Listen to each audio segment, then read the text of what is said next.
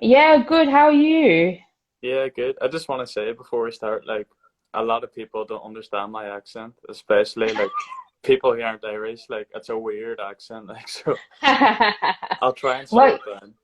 that's hilarious because, for us Brits, we love the Irish accent. So, Yeah, yeah, but yeah, Dory, I'm like, I get that as well. And I feel your pain. yeah, I bet you But do. it's a lovely accent, yes. Thank you.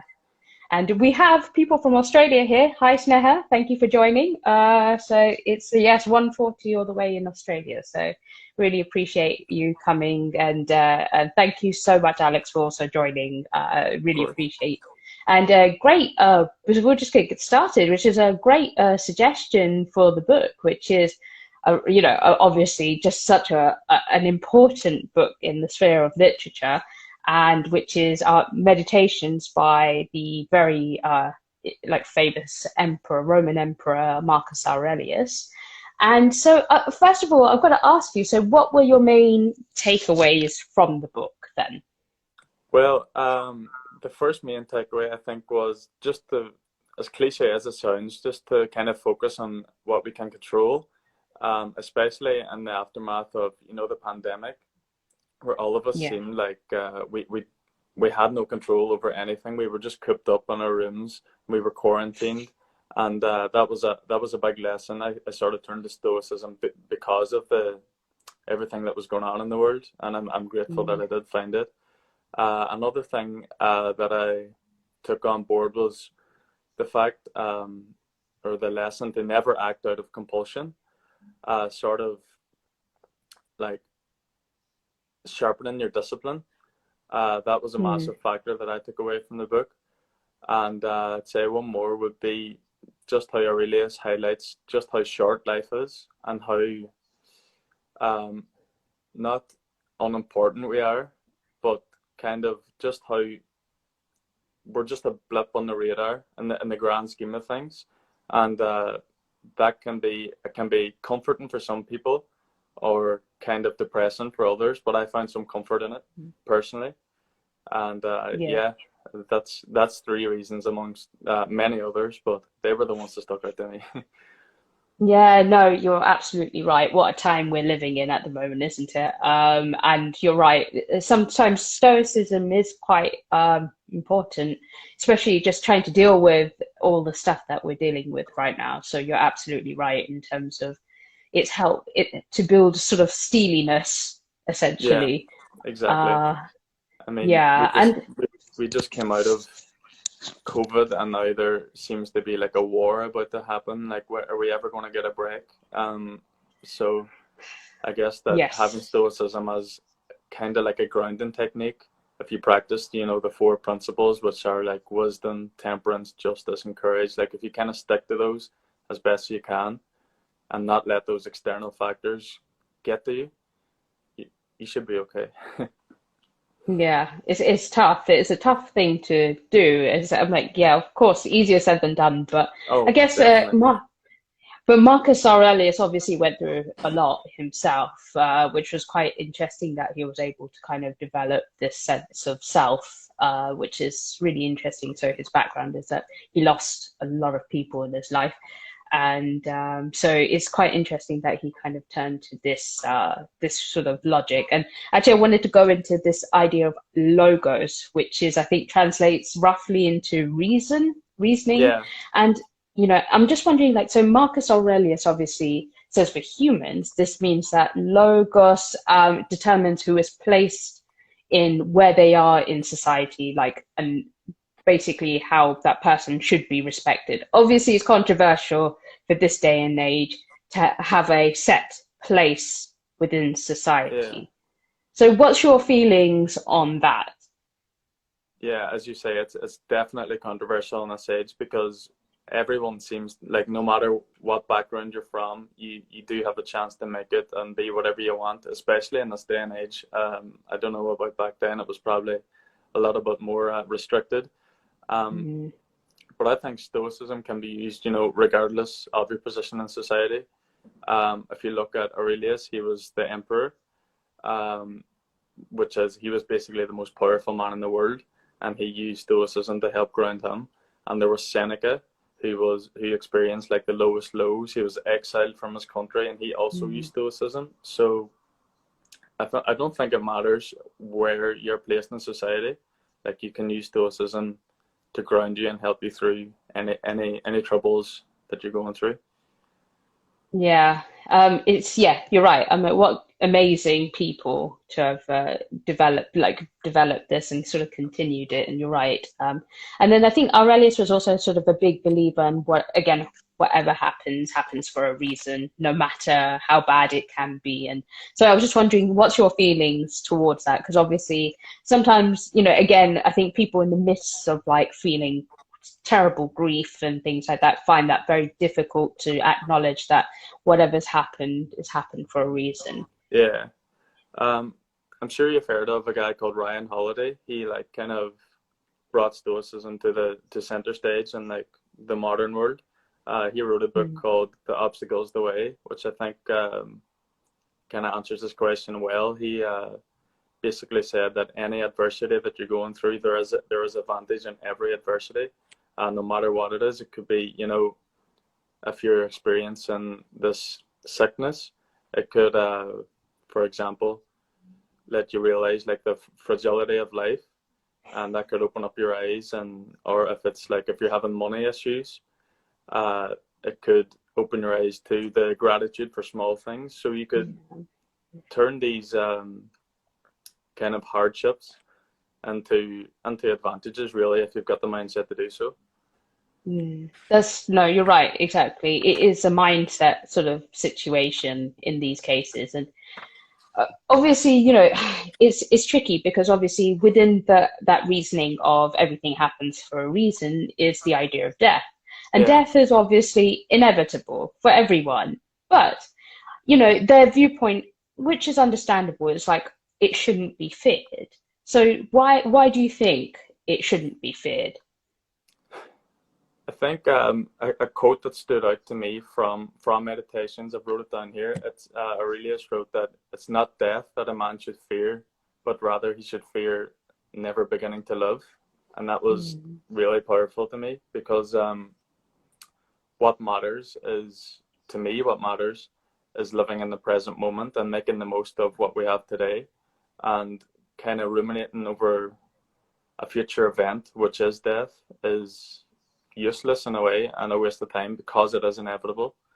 And you know, my granddad said something the last day. He said, "No one gets out alive," which Mm. is true. Like, it's pretty final. It's a final statement, but no one gets out alive. And I feel like everyone who does fear death has got to accept that and just live in the present moment and make the most of their day to day in the present moment. Um, but fearing death is like, to me, fearing the next breath that you take. It's fearing something inevitable. I don't see Mm. the point in it, really. Um, but yeah, I do get why people fear death, especially if it's death through sickness, or a Mm. slow death, or something like that. Like, it's not going to be a pleasant experience, but it is going to happen. So yeah. Yeah. Yeah, and sometimes it's worse for the people around dealing with it because obviously seeing that's Yeah. a whole other thing. But yes, but it does mean that there is this sense of fate, isn't it? And because obviously, if he believes that everyone has this determined fate, so like, what is your thoughts on that? Like, do you think there is fate? Do you believe there's just destiny, or do you think it's a Uh, mix?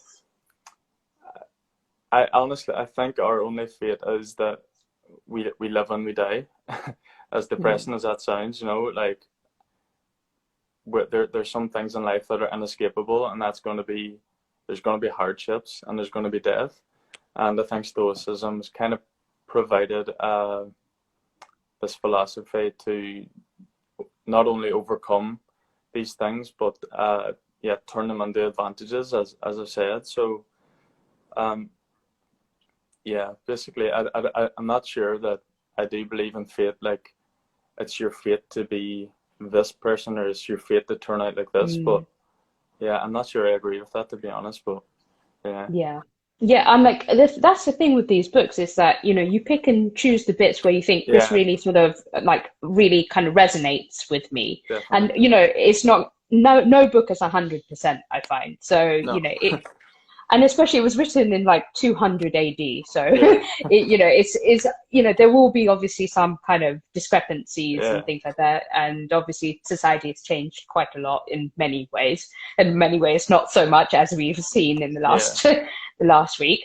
definitely. And so yeah, and so is it important to do as much as we can while we are still alive?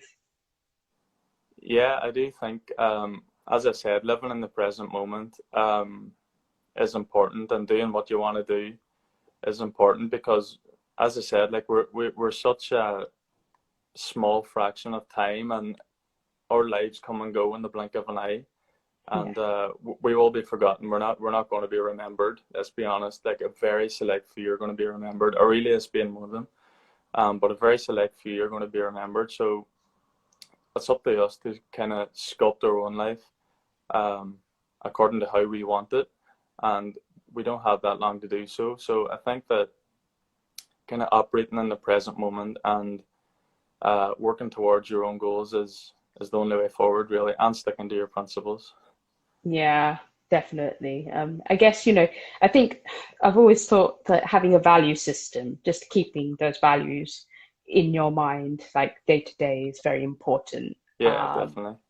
Yeah, so I think that's very important. It might not be like, as you say, it's just you can't achieve everything every day, but Yeah, you can at least have your basic values that you believe in: loyalty, trust, yeah. creativity on a sort of a day-to-day basis, which I think is very important.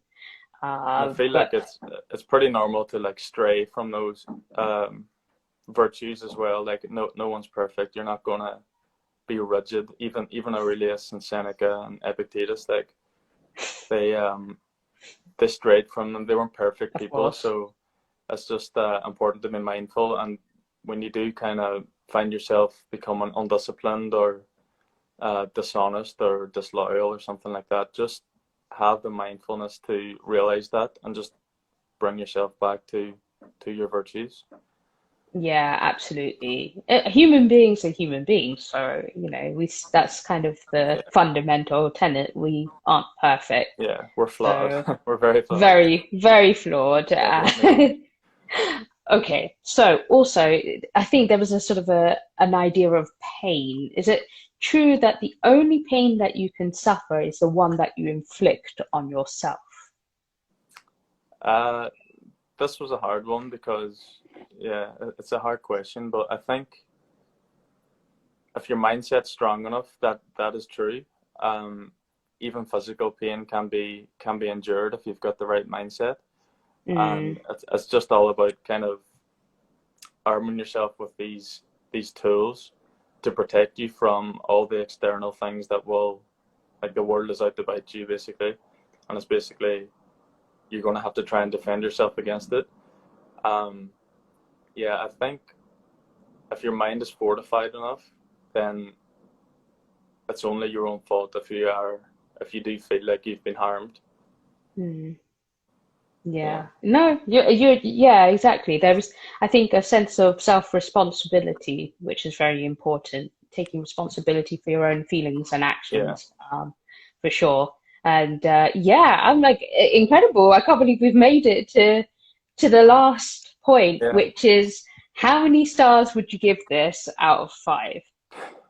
Well, as you said, the book was written like what 2,000 years ago, so there Mhm. is parts of it that don't really apply to now, but a surprising amount of it does apply, and it's Mm. written in a very, like, it's been translated in a very accessible kind of way. Yeah. Um, so I don't know if people do like half a stars on this, but I'm Oh gonna give yeah, yeah, yeah, yeah, yeah. I'm gonna give a 4.5 out of 5. I think that's yeah. fair Mm. because it's helped me so much post quarantine. Um, but that half a star is just for the few pages that I had to flick by where it was just there was some unapplicable things really because Mm. times change. Times change, absolutely, and exactly. And every book has like pros and cons. It's not like 100%, so it Yeah, makes total sense that you gave it the extra half star, which is it's still a very rave review, I would say. 4.5 out of 5 is still a rave yeah. review, so Have for you ever got sure. any 5 stars? Weirdly enough, yes, but obviously it's subjective to a person's Yeah, opinion of course. of Yeah, what it means to them. But it's again, it's such a wonderful array of books that we hear about, and yeah, yeah, and what resonates with the person at that time, at that moment in their life. Like this book has come to you at a time where COVID has happened, and yes, it's made sense to you, which is just incredible. yeah, Mm, yeah. I mean, if this book came to me, if COVID didn't happen and this book landed on my lap, I might have not related to it maybe at all and gave it 3 stars or something like that. yeah. But yeah, I know what you mean. Like sometimes books just come along at the right time and resonate with you so much, and it's all about the context in which you read them, really. Definitely, definitely. It's so true. And again, Alex, huge thanks. Please tell everyone where they can find you, first of all. Yeah, it's at the Lit Journal on Instagram. It's just me basically reviewing books and giving amateur writing tips. So if you want to be a terrible writer, then please follow me. Um, yeah, that's it. Yeah, definitely. And also, we have amazing comments as well, which I've for some reason have disappeared. Sorry. Someone had commented on this our discussion. For some reason, it has absolutely disappeared from below. So I will try and find them and try and get back to you with those. But yes, there were some excellent points below. I could see people agreeing with some of what you were saying, and stuff. So that's great. This book I can see resonates with a lot of people as well. The ideas. So yeah, hopefully it helps someone else. So thank you so Yeah, much, Alex, for joining me today. Really anytime, appreciate anytime. it. And yeah, if you have any other books, feel free to come back and, we can have another chat about the other book. So yeah, Yeah, feel free. absolutely. Thank you. Thanks for having me. No, thank you. Yes, and I will close this off and say good afternoon to you and good hello to everyone else across the world.